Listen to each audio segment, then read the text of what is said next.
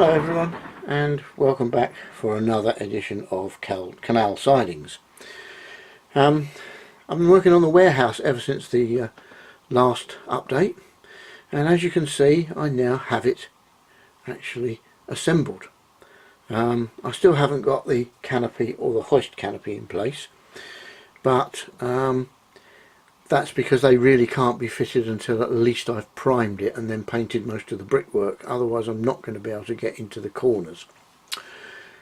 I have built, as you can see, down these corners, here and over there, and there's one round the back here that I'll show you in a minute. I've fitted the quoins to cover up my error in brickwork. I've also now fitted my roof extensions up here. These stick out a little, about a scale 1.5 inches, 1 3/4. So the quoins actually stop at the bottom of those. I've still got to finish off these corners. They're not quite done yet, all of those. They need to be cut back and then scraped, but I only put the brickwork on last night, so I need to let the solvent really harden before I start to try scraping and cutting. What I've got to make a decision is, do I put the last few quoins up these corners, which you can't see that one, and this one, or do I leave it plain brickwork? I can't make up my mind one way or the other, so perhaps some of you guys have got an idea on whether I should or shouldn't take the quoins up.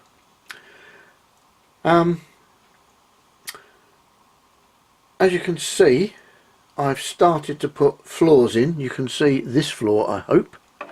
Maybe you can't from there, or this floor. I'm not sure what you can see in the camera because I haven't got the monitor on it. No, you probably can't see those floors. I do have a roof which is sitting on, and I have a floor here, and I have the base floor in there. The roof is not fitted, it's just sat there because I need to leave that off until I've fitted all the windows, and there are a lot of windows to fit. I don't want to be restricted in trying to fit the windows and getting them lined up. You can also see that I've had a go at the end here at producing another building. That's this one, through which the vehicles will come, and there is actually a vehicle coming through the archway in it.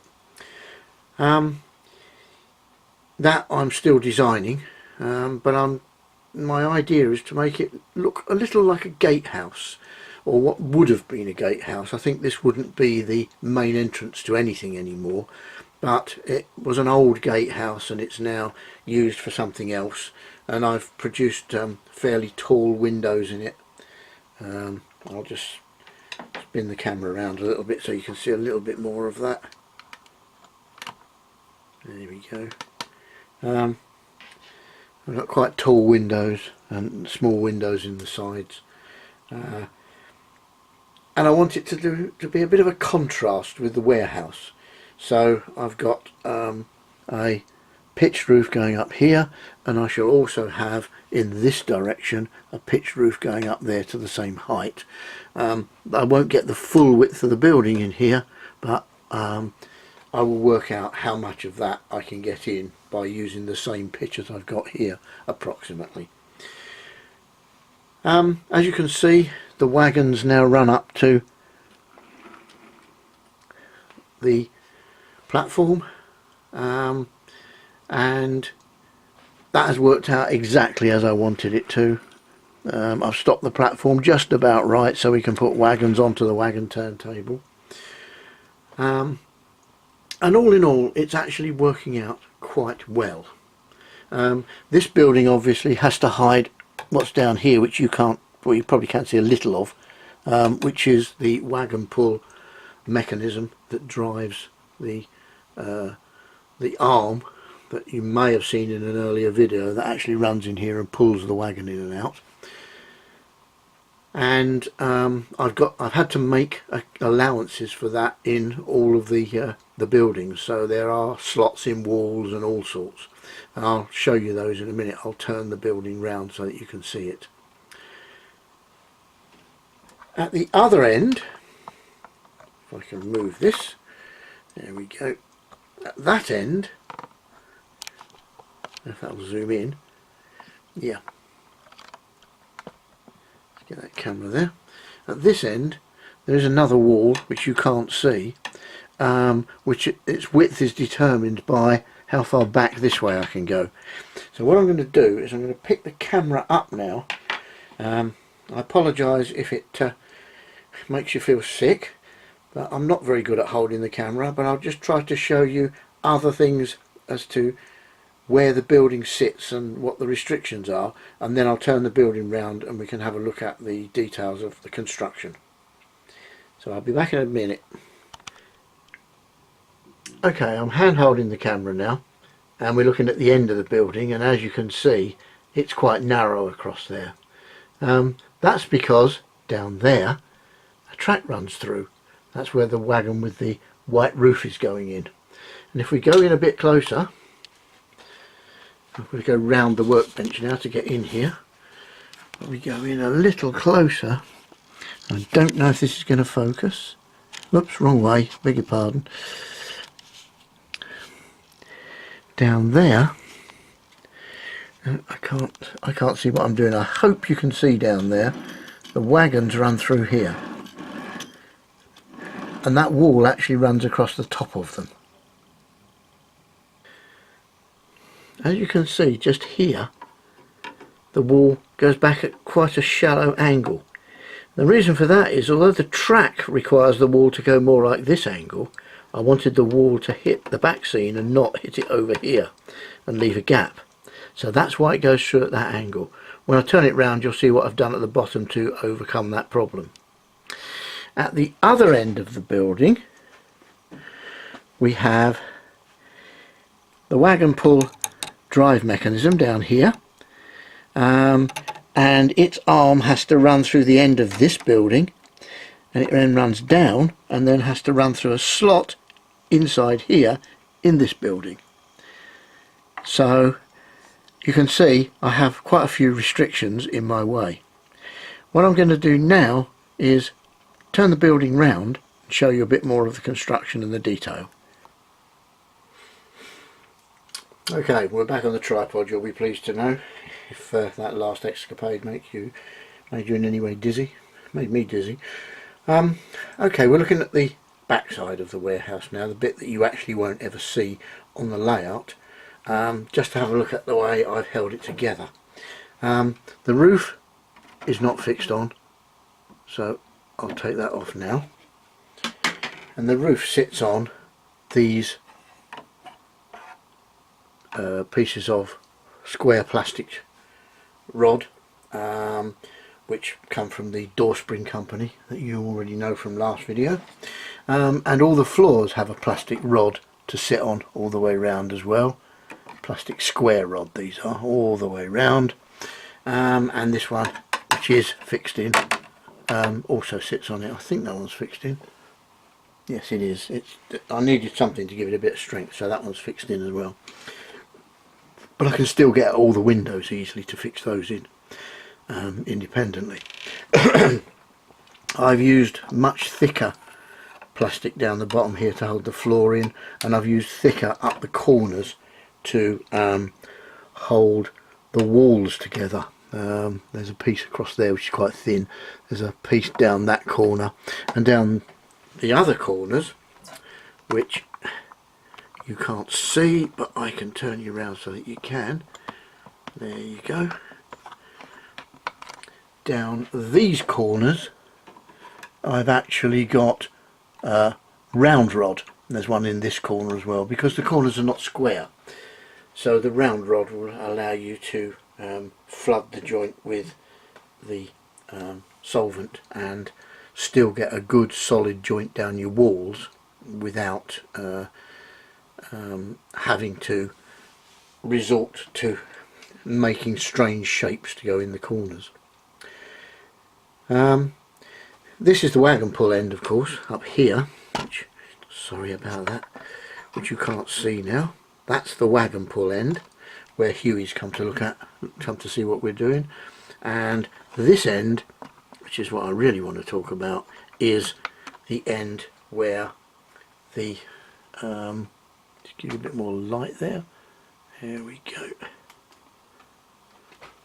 Okay.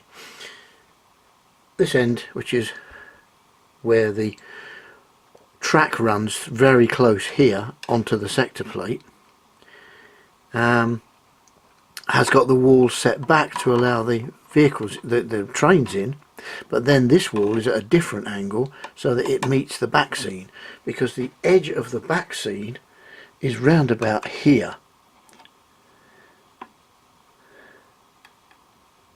If I can get it in place. So if I'd set that wall back to there, this wall wouldn't have met it until it gets to about here, and then there would have been a hole. And I didn't want a hole in the back scene, even though it's down behind the viaduct and quite difficult to see. I didn't really want that to show.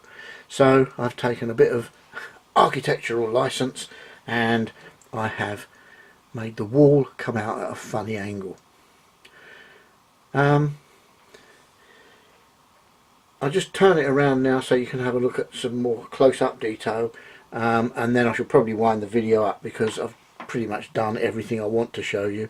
There's no point in talking about the other building yet because all I've got is the front for it. So I'll just turn the whole thing round again so you can see the front. Okay, here we are looking at the front of the building again now. As you can see, I'll just zoom it in a bit further. I have actually fitted these little pieces of material to make window sills. They're 2mm by 1mm deep, simply stuck on the front of the brickwork.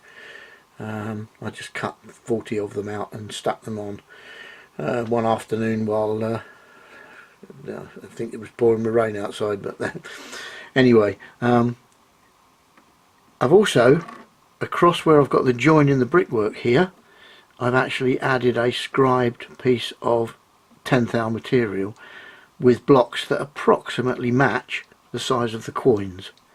So that detail will just cover up that join. There's another join here, but that's so close to the warehouse you can't see it. Beg your pardon, you couldn't see that at all. There is another join here down this wall, but this distance between here and the warehouse is so close that you won't actually be able to see that, so I haven't bothered with any detail.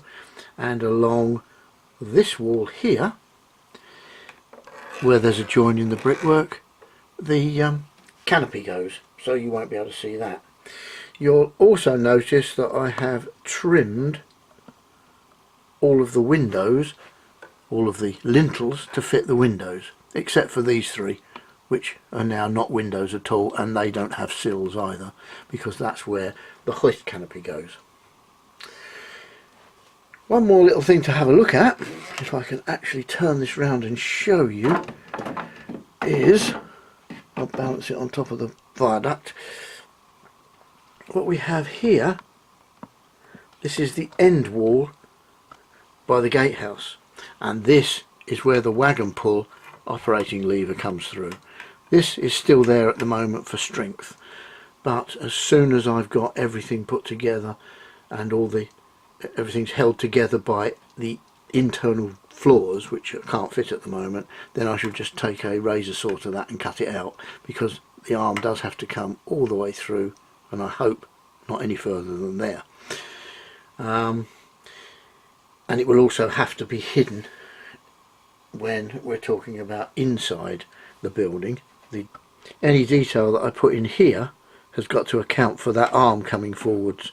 The arm won't be forwards when there's no wagon there.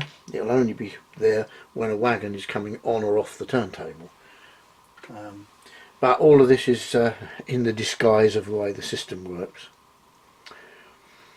Okay then, so I'll now put that back over there. I think I'll just wrap this video up now and say thank you for watching, and I will be back in a week or so with another video. Sorry this one's been a bit rough and ready, but my room is in a terrible state simply because I've been working on the dining room table, so all the jobs that I'm doing are spread out on my other bit of bench to our left. So I just knock the camera again. That's the lack of space I've got in here. Waving my arms about, that's the problem. Anyway, thanks for watching, and I'll see you again in a few days or a couple of weeks.